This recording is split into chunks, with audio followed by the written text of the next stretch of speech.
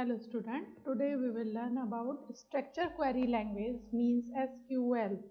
SQL is a language used in RDBMS for writing queries. Using SQL, a user can create queries to fetch and manipulate the data of the database. The SQL command are of two types. First is data definition language command means DDL command. Second is data manipulation language means DML. Now what are the parts of DDL command, क्या क्या part होते हैं। Basically question भी यही आता है कि DDL command कौन सी होती है और DML कमांड कौन सी होती है। तो DDL कमांड के अंदर हम क्रिएशन से रिलेटेड जितनी भी कमांड होती हैं उन्हें रखते हैं। ठीक है, DDL कमांड में आती है create command, alter command, drop command, truncate command और रीनेम कमांड। क्रिएट कमांड का काम होता है किसी भी डेटाबेस को क्रिएट करना और टेबल को क्रिएट करना। ऑल्टर का जो यूज होता है, ऑल्टर कमांड का जो DDL कमांड है उसका काम होता है किसी भी डेटाबेस की स्ट्रक्चर और टेबल की स्ट्रक्चर को मॉडिफाई करना। ड्रॉप का काम होता है कोई भी डेटाबेस या टेबल को डिलीट करना। टर्नकैट का काम होता है टेबल के सारे रिकॉर्ड को रिमूव कर देना और टेबल के अंदर जो टेबल ने जो स्पेस ऑक्यूपाई कर रहा है उसको भी रिमूव कर देना। और रीनेम का जो रीनेम कमांड का जो काम होता है वो क्या करता है, एग्जिस्टिंग टेबल और जो डेटाबेस है उसको रीनेम कर देता है। तो ये सारी DDL कमांड्स में आती हैं। और DML कमांड में क्या होती है, data manipulation is a process of editing और मॉडिफाइंग द डेटा। जब भी आप डेटा के अंदर कोई भी एडिशन या मॉडिफिकेशन करना चाहते हैं तो आप डेटा मैनिपुलेशन लैंग्वेज का यूज करते हैं। इसके अंदर कौन कौन सी कमांड आती है, इसके अंदर आती है 4 कमांड, सेलेक्ट, इंसर्ट, अपडेट और डिलीट। सेलेक्ट से क्या करते हैं, हम सारे टेबल को टेबल के सारे डेटा को रिट्राइव करते हैं। इंसर्ट से क्या करते हैं, हम डेटा के टेबल के अंदर डेटा को इंसर्ट करते हैं। अपडेट से क्या करते हैं, टेबल के अंदर जो डेटा है उसे हम अपडेट करते हैं। और डिलीट के अंदर क्या करते हैं, उसके टेबल के अंदर जो डिलीट होते हैं रिकॉर्ड होते हैं उनको डिलीट करते हैं। तो ये हो गए DML कमांड। तो आपसे एग्जाम में जो पूछा जाता है वह यही पूछा जाता है कि DDL कमांड कौन सी है और DML कमांड कौन सी है। तो अब हम देख लेते हैं कि सबसे पहले हम SQL को ओपन कैसे करते हैं। ये तो आपका थ्योरी पार्ट था अभी तक जो मैंने आपको बताया। अब कैसे हमें SQL को ओपन करना है, तो यहाँ पर हम सर्च बॉक्स में लिख देंगे MySQL। ठीक है, यहाँ पर आपको MySQL 8.0 कमांड लाइन क्लाइंट जो है इस पर आपको क्लिक करना है। ये कमांड लाइन आपने खोल लिया। यहाँ पर हमने एक पासवर्ड सेट किया हुआ है तो हमने वो पासवर्ड यहाँ पर लिखेंगे, उसके बाद हम एंटर की को प्रेस करेंगे। यहाँ पर आपको क्या मिल जाएगा अपना अब यहाँ से आपको कमांड लिखनी जो है वो स्टार्ट करनी है। तो सबसे पहले आपको क्या करना है, एक डेटाबेस क्रिएट करना है। डेटाबेस को क्रिएट करने के लिए जैसा कि हमने पहले डिस्कस किया था, क्रिएट डेटाबेस का यूज होता है। क्रिएट डेटाबेस और हम नाम लिख लेते हैं डेटाबेस का आदिनाथ रख लेते हैं, आदिनाथ 1, क्योंकि मैं पहले आदिनाथ के नाम से बना चुकी हूँ इसलिए आदिनाथ 1 रख रहे हैं हम।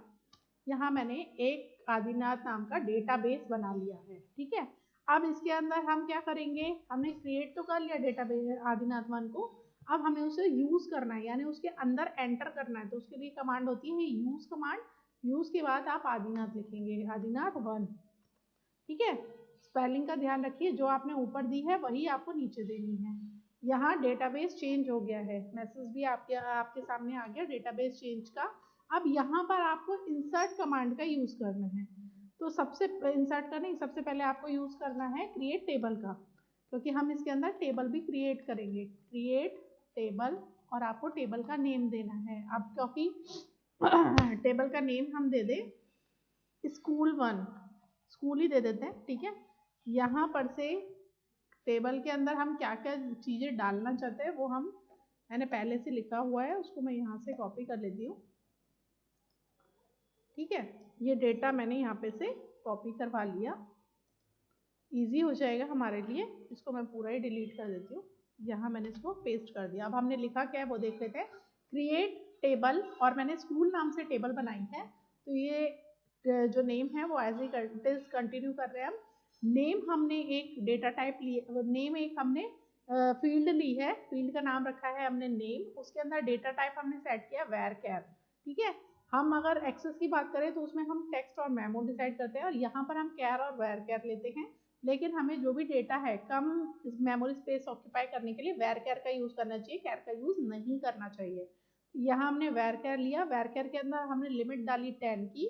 क्लास को हम इंटीजर में ले रहे हैं, हम चाहते हैं हम var_char में भी ले सकते थे, लेकिन हम यहाँ पर इंटीजर में ले रहे हैं, ठीक है। इंटीजर बेसिकली कैलकुलेशंस के लिए होता है, हमें क्लास पे तो कोई कैलकुलेशन करानी ही नहीं होती है, लेकिन क्योंकि मुझे दूसरा डेटाबेस टाइप जो है वो यूज करना था, इसलिए मैंने यहाँ पे इंटीजर रखा है, ठीक है। तो यहाँ मैंने रख दिया इस पे, इसमें मैंने वैल्यू डाल दी 5, यानी 5 तक जो क्लास है वो आ सकती है, ठीक है।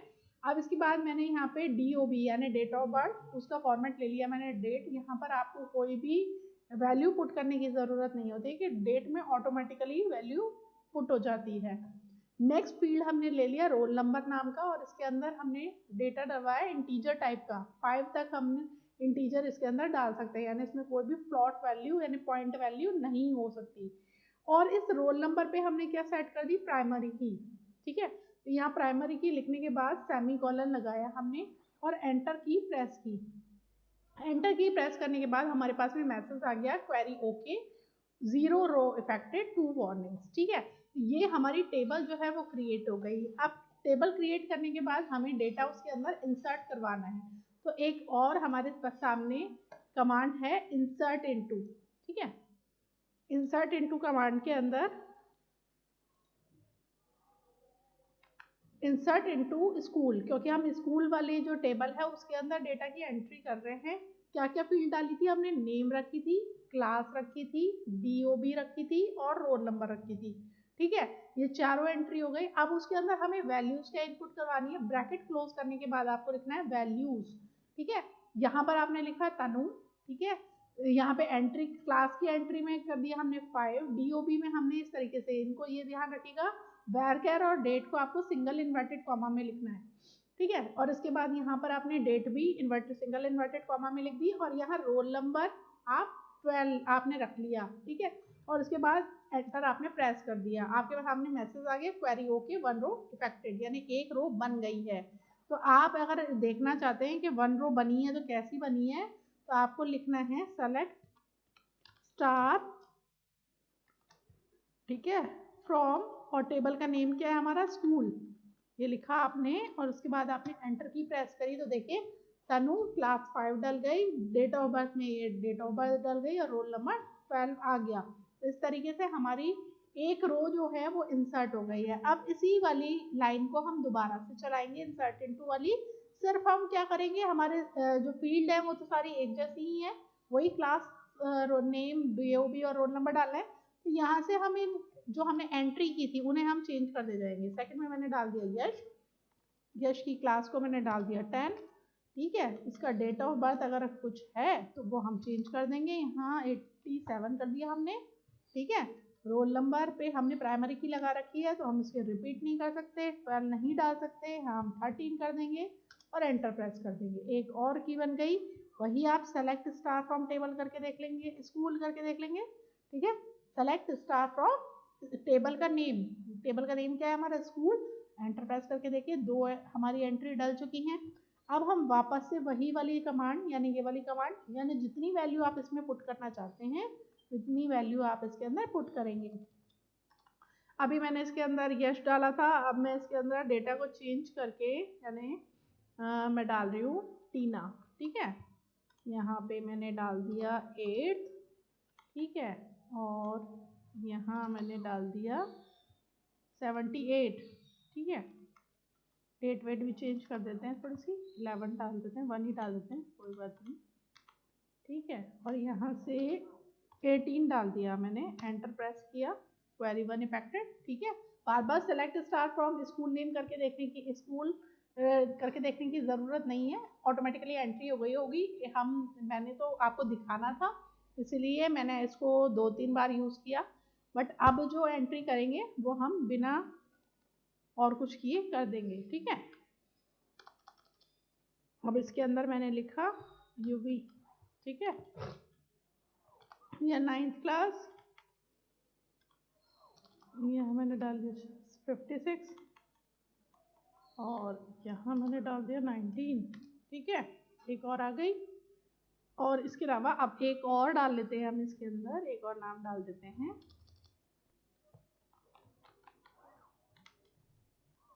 इसमें चेंज करके मैंने डाल दिया सेकंड,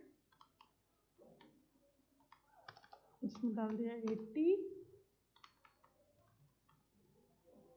रोल नंबर क्योंकि प्राइमरी की है, रिपीट नहीं होगा, इसीलिए इस तरीके से पूरी हमने 4 to 5 जो रोल नंबर वो क्या बोलते हैं रिकॉर्ड है वो हमने डाल दिए हैं। अब हम सेलेक्ट स्टार फ्रॉम टेबल करके देख लेते हैं फ्रॉम स्कूल। ठीक है, तो ये आपके सामने 5 रोज आ गई हैं। अब हमने सारे रिकॉर्ड डाल लिए हैं, रेडी कर लिए हैं। अब हम करेंगे क्या, ये तो आपका हो गया इंसर्ट कैसे करते हैं, देखते कैसे हैं। अगर आपको टेबल का स्ट्रक्चर देखना है, टेबल का, ठीक है, तो टेबल का स्ट्रक्चर देखने के लिए हम एक कमांड यूज करते हैं DESC और टेबल का नेम। टेबल का नेम क्या था हमारा, टेबल का नेम था स्कूल।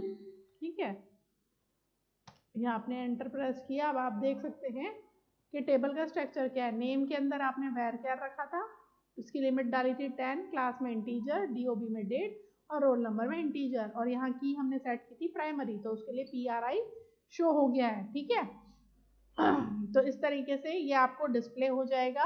अब इसके अंदर हम और कौन कौन सी कमांड यूज कर सकते हैं, उसके लिए वापस से हम एक बार वर्ड वाले उसमें जाते हैं। स्टार वाला हमने यूज कर चुके हैं।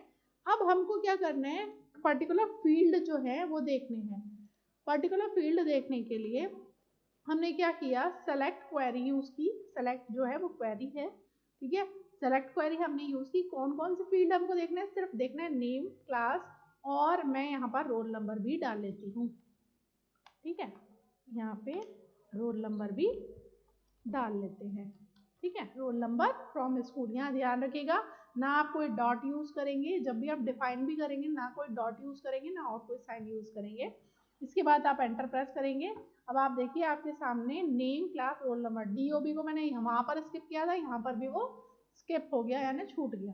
ठीक है, तो इस तरीके से हम कोई भी डेटा जो है उसे क्वेरी में, यानी कि अगर हमें पर्टिकुलर फील्ड देखनी है तो हम इस तरीके से उसे देख सकते हैं। अब हमें अगर कोई भी रिकॉर्ड देखना है तो हम वेयर क्लॉज का यूज करते हैं। कमांड आपकी यही रहेगी, select name, class, roll number. ठीक है, अब आपको इसमें लिखना क्या है, where roll number equal to 18। जिसका 18 रोल नंबर हो उसके नेम, क्लास और रोल नंबर डिस्प्ले हो जाए।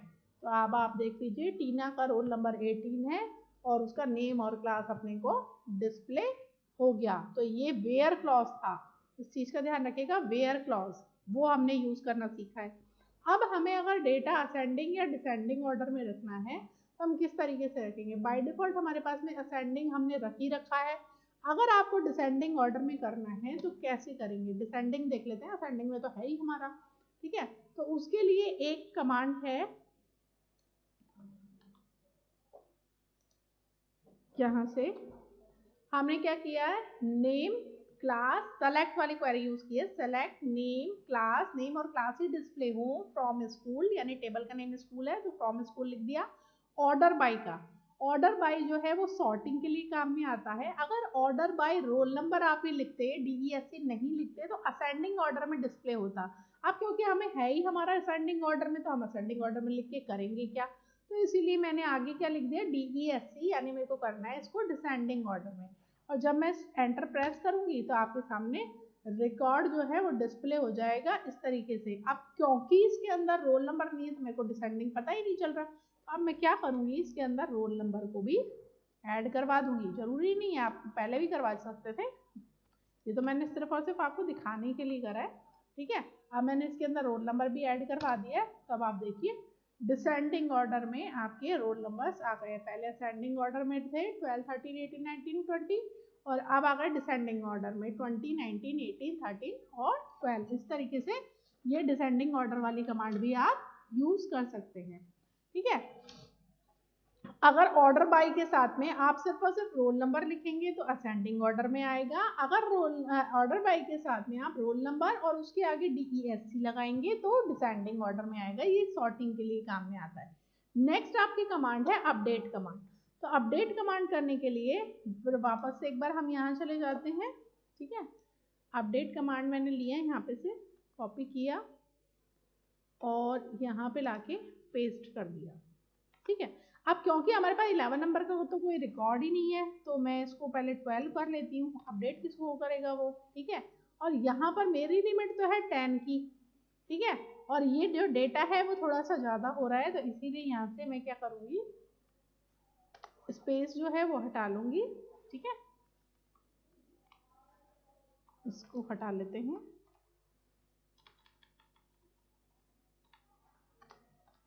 ठीक है। तो ये आपके सामने आ गया है। अब इसके अंदर हम एंटर प्रेस करेंगे। पहले एक बार कमांड देख लेते हैं।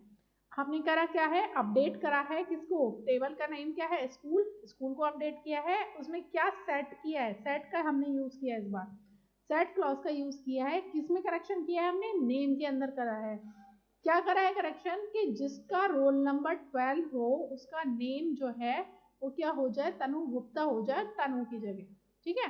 तो अब आप यहाँ एंटर प्रेस करेंगे, तो एंटर प्रेस करते ही क्वेरी ओके हो गई, 1 रो इफेक्टेड, 1 रो में चेंज हुआ है, ठीक है।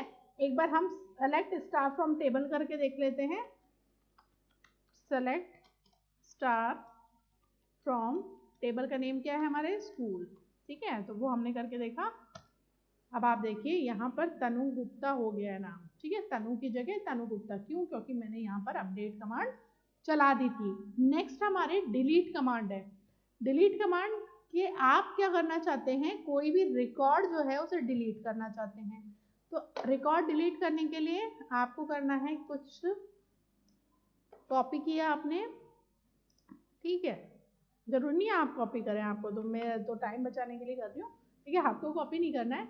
हमने क्या किया, डिलीट फ्रॉम स्कूल, स्कूल से किया वेयर रोल नंबर इज 12, 12 से तो मेरा ही रिकॉर्ड चला जाएगा, मैं 12 नहीं हटा रही, ठीक है। मैं हटाती हूँ 13, ठीक है। यहाँ मैंने 13 कर लिया और एंटर प्रेस कर दिया, ठीक है। अब मैं वापस से सेलेक्ट स्टार फ्रॉम टेबल करूँगी, टेबल नेम यानी स्कूल, एंटर प्रेस करेंगे तो आपका जो 13 नंबर का रिकॉर्ड था यश नाम का, वो यहाँ से रिमूव हो चुका है। अब लास्ट कमांड है आपकी ड्रॉप कमांड। किसी भी टेबल को खत्म करने के लिए हम ड्रॉप कमांड का यूज करते हैं। तो आपको क्या करना है, सिंपली ड्रॉप टेबल लिखना है और टेबल का नेम क्या था, स्कूल, ठीक है। यहाँ से आपने सेमीकोलन लगाया और एंटर प्रेस किया, ठीक है। आपकी क्वेरी ओके हो गई, 0 इफेक्टेड, क्योंकि आपकी अब ये जो टेबल है ये ड्रॉप हो चुकी है, रिमूव हो चुकी है, डिलीट हो चुकी है, ठीक है। अगर अब आप सेलेक्ट स्टार फ्रॉम टेबल वाला करते हैं, यानी कि सेलेक्ट स्टार फ्रॉम स्कूल करते हैं, तो इस नाम की क्योंकि कोई अब टेबल है ही नहीं, ड्रॉप हो चुकी है, तो इसलिए एरर मैसेज आपको शो हो जाएगा। तो ये है आपका एसक्यूएल वाला पार्ट जो आज हमने कंप्लीट कर लिया है। Okay, thank you.